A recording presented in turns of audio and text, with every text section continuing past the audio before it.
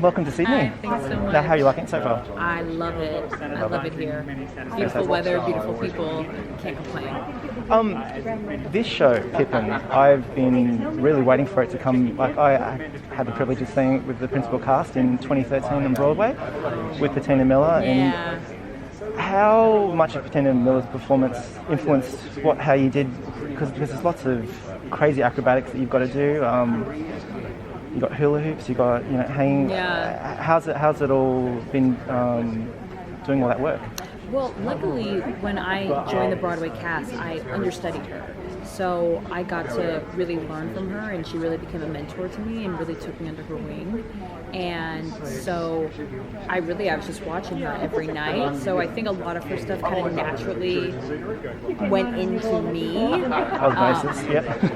It's just, you just can't help it. When you're watching someone every night and you have to do it, you're just going to naturally take on a lot of their characteristics. But it's been really nice doing it now because I've been away from it for so many years, and I've never had a real rehearsal process, like a long rehearsal process with a new cast. So I've really been able to come into my own and really make it my own leading player, which has been really gratifying. The lead player is quite an elusive character. How would you best describe it? Because Pippin's kind of a hard show to describe, really. So how would you best describe the lead player? Technically, she's the leader of this troupe, and she's the ringmaster. She's the boss. She's in charge. But she's a very complex character, and I think it's very up to anybody's interpretation, kind of how they want to see her. She's kind of like the voice in Pippin's head, but she's also a strong woman, and she's also androgynous, and she has so many opposites within her, which I think is really cool to play. She's light, she's dark, and she's masculine, she's feminine.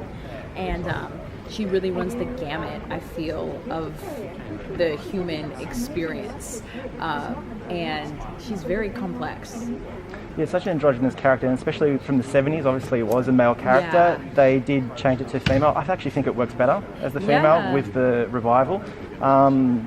How have you taken that into consideration? Did you use some of the 70s stuff, and did you use... I definitely, in the beginning I watched a lot of Ben Vereen's videos because he was just incredible in it. And I loved what he was doing, I loved what Tina did.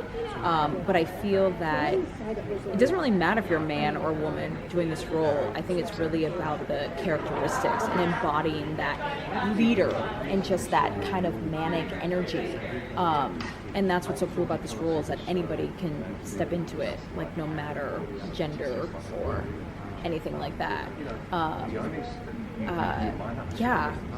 It's Well, it's interesting because even though it's Pippin, it is kind of your show really in a way, because you are the ringmaster and you're kind of directing traffic a lot of the time.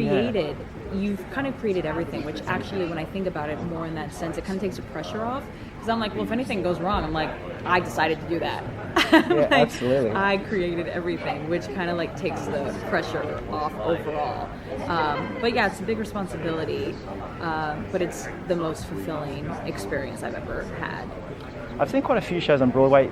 The unique thing about Pippin is that there is so many good songs, and there's kind of like it's that jazzy kind of funky vibe, and it's unlike anything else I've really seen. It really took me by surprise, and I think I had Light and Yell in front of me like when I was watching it, and it was celebrities would come out to watch it. It was just had this kind of consistent audience that came in. What's your favourite song in the show? Because you do have quite a few nice ones. Yeah, a lot of great songs. My favorite song to listen to is probably Morning Glow, because I just think it's so beautiful. Yeah. But my favorite song to sing would definitely be On the Right Track. Great, It's just so jazzy and so much great dancing in it. It's just the perfect musical theater number because it has full acting, full singing, full dancing. It's like a full story in one number.